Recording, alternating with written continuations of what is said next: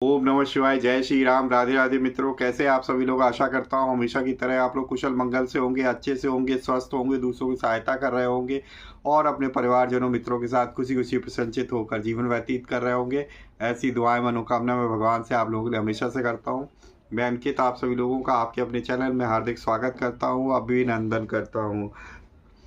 तो दोस्तों, आज आपके सामने फिर से प्रस्तुत हूँ। ठीक है, जैसा कि आप लोगों ने ऑलरेडी थंबनेल में देख लिया होगा कि आज हम लोग चर्चा करने वाले हैं कि कुछ हमारे पास प्रश्न आते हैं कि जब देवी माँ की बात आती है तो हमारे पास एक शक्ति शब्द आता है।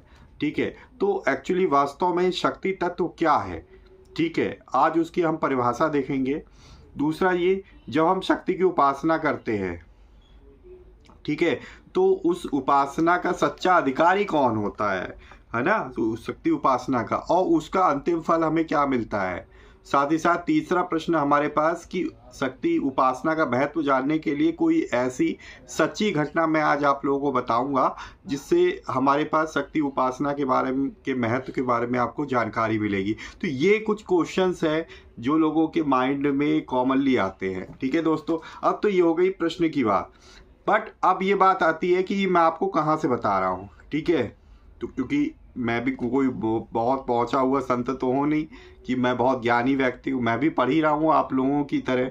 ठीक है दोस्तों, तो अब ये मैं आप लोगों को कहाँ से बता रहा हूँ, इसका भी आपको मालूम चाहिए कि जो मैं आपको ये बता रहा हूँ कि शक्ति तत्व क्या है।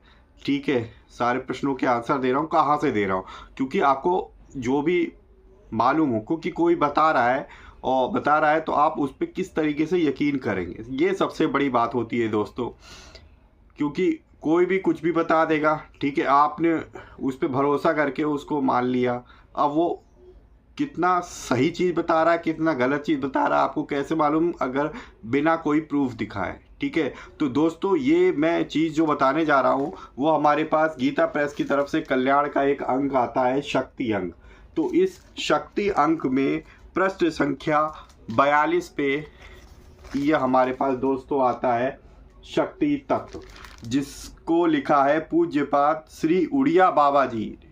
तो ये जो लेख है श्री उड़िया बाबा जी के है, तो उड़िया बाबा जी के अनुसार हम इन तीनों प्रश्नों के आंसर को आज जानेंगे कि शक्ति तत्व क्या है, शक्ति उपासना का सच्चा अधिकारी कौन होता है और उसका अंतिम फल क्या होता है। साथ ही साथ इसमें उड़िया बाबा जी ने एक सत्य घटना बताई है जिससे हमें शक्ति उपासना के महत्व के बारे में पता चलता है दोस्तों।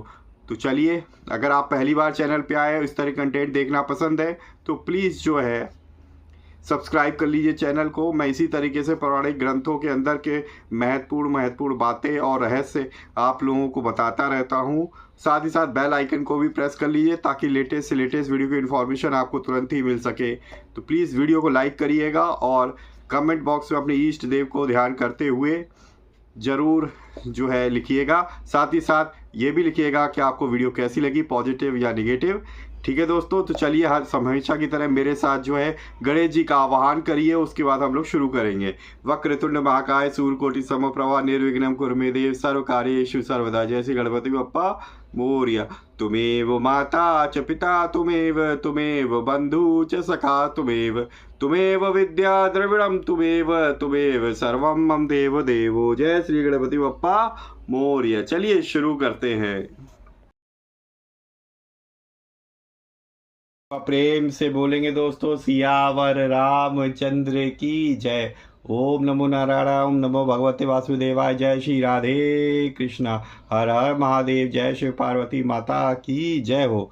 तो चलिए, पहला प्रश्न आता है हमारे पास, शक्ति तत्व क्या है। वास्तव में शक्ति तत्व क्या है, कौन है ये, किस चीज़ का नाम है। तो पूज्यपाद श्री उड़िया बाबा जी कहते हैं कि जो निर्विशेष शुद्ध तत्व संपूर्ण ब्रह्मांड का आधार है, उसी को पुंस तत्व दृष्टि से चित्त और स्त्रीत्व दृष्टि से चिति कहते हैं। ठीक है, अगर पुरुष की दृष्टि से देखें तो उसे चित्त कहेंगे और स्त्री की दृष्टि से कहेंगे तो उसे क्या कहेंगे, चिति कहते हैं।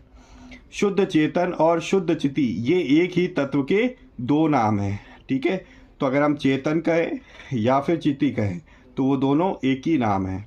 एक ही तत्व के दो अलग अलग नाम कर दिए उन्होंने, पर वो एक ही तत्व से निकले हुए हैं। माया में प्रतिबिंबित उसी तत्व की जब पुरुष से उपासना की जाती है तब उसे ईश्वर, शिव अथवा भगवान आदि नामों से पुकारते हैं। ठीक है, तो अगर हम माया में प्रतिबिंब होकर पुरुष रूप में अगर हम किसी की उपासना करते हैं तो उसको हम लोग ईश्वर, शिव या भगवान के नाम से हम उसे पुकारते हैं। पर जब हम स्त्री रूप से उसकी उपासना करते हैं तो उसी को हम ईश्वरी, दुर्गा या भगवती कहते हैं। इस प्रकार शिव, गौरी, कृष्ण, राधा, राम, सीता तथा विष्णु और महालक्ष्मी ये परस्पर अभिन्न ही हैं, मतलब कि एक ही हैं सब।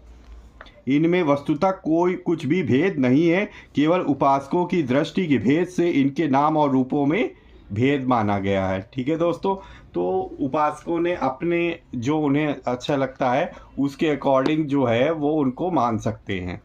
अच्छा, तो ये था दोस्तों शक्ति तत्व क्या है। दूसरा प्रश्न है हमारे पास कि शक्ति उपासना का अधिकारी कौन है और उसका अंतिम फल क्या है।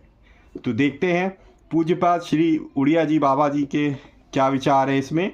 वो कहते हैं कि शक्ति की उपासना प्रायः सिद्धियों की प्राप्ति के लिए की जाती है। तंत्र शास्त्र का मुख्य उद्देश्य सिद्धि लाभ ही है। आसुरी प्रकृति के पुरुष उसे मध्य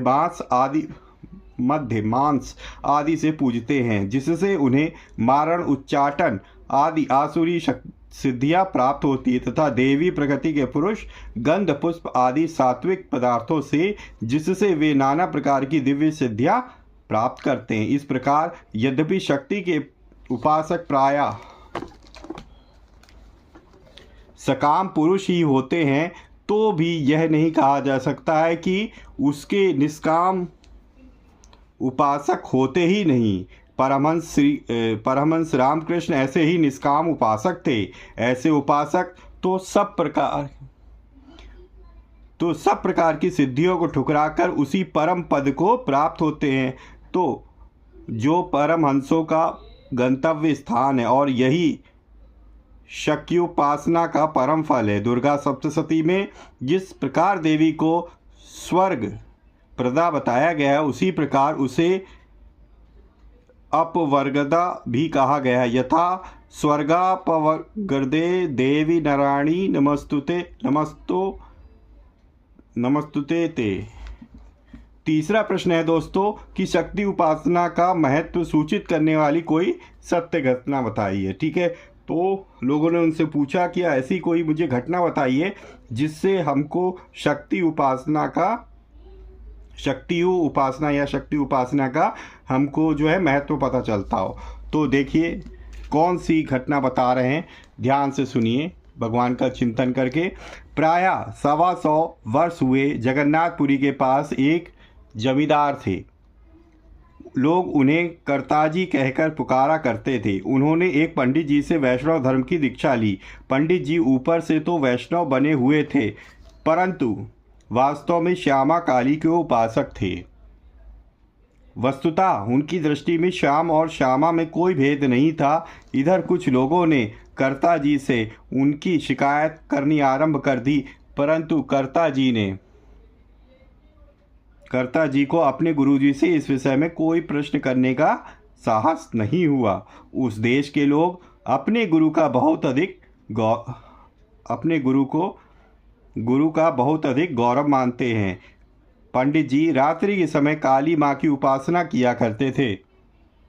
अतः कुछ लोगों ने कर्ता जी को निश्चय कराने के लिए उन्हें रात्रि को जिस समय पंडित जी पूजा में बैठते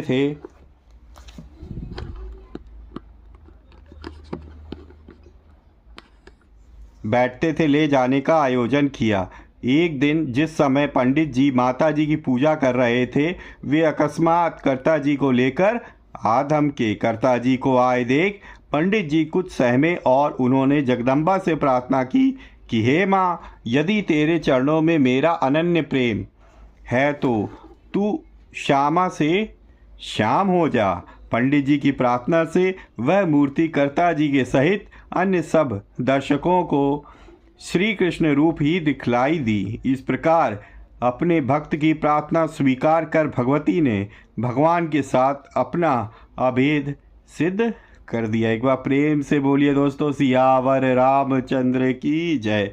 जय माता दी। तो ये थी दोस्तों आपके लिए महत्वपूर्ण जानकारी जो मैं शक्ति अंक में पढ़ा था, तो सोचा आपके साथ शेयर करूं।